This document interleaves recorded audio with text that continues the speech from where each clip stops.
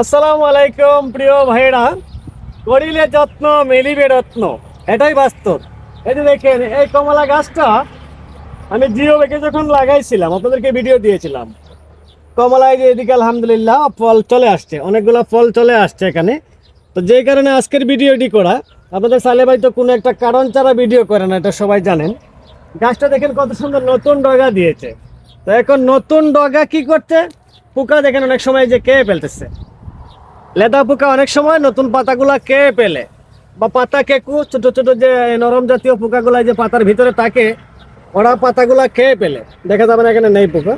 তো এদের জন্য কি করবো আমরা, এই নতুন পাতা দিলে গাছটাতে আমরা সাইপারমেথ্রিন গ্রুপের যে কোনো একটি কীটনাশক অথবা অ্যাবামেকটিন বেনজোয়েট গ্রুপের যে কোনো একটি কীটনাশক যদি আমরা স্প্রে করে দেই, তাহলে গাছটা একেবারে ফ্রেশ তরতাজা থাকবে।